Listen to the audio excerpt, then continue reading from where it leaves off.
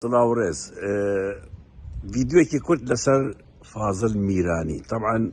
فاضل ميراني ناوي فاضل مطني بو لانه توصيد نوعطو شهر مطنية كي راي كرد هالي قلت كرديا ميراني ناوي عشيرتك خوي دارا هل بت فاضل مطني لبهدلان معروفة انك ميراني لبشات رجا زباني خوي زود دريزك زور قصدك امروش بلماري علي بابيري داوا مع مستر علي بابير من اشتكت بفاضل مطني علي ما ميراني عليم علي عبد الله هبو سكرتيري مسعود بارزاني اويش وقتو زماني دريج بو او ابو اخيرا كي نهاد بارزاني براي مسعود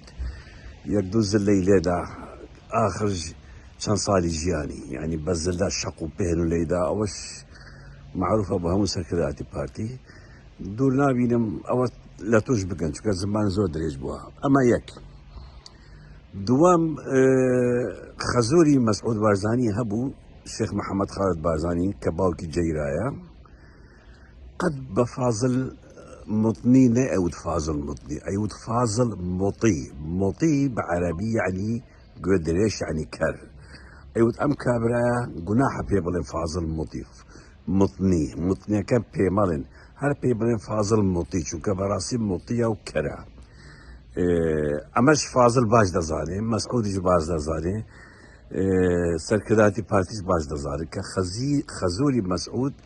بفاضل دايود فاضل كر يعني فاضل مطي بعربي بيعود يتر فاضل مطي يعني فاضل مطني ام كان صالات مغابر وبخد جنيكي تربينا بزانا كام سركداتي بارتي جنكي طلاق داوا يعني كام بزن لنا بارتي دا جوانا خوي طلاق دا برو اوش ماريكا خواتو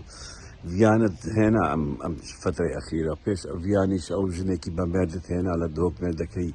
بكشتن دان داو جنكت ماركت جيان أويش أسرايتونا ما وشوا وخوش أويش شتيكي قرتوها قرنك فاضل مطي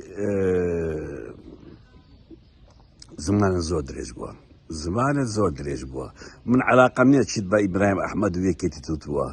بلام بيدا شيئتو لم بابتنا لم فتريات زمان زود رجكي بويا من ام فيديو تمارم كنت كبير ظلم الشيخ محمد خالد خزوري مسعود همو جارك بدو يعود فاضل مطي براستي مطي اگر مطي نبي رزي خود دقري وداني شي بو عمريا خليكي الجنوب كتشو املا اولانا بي بس وازي لبينا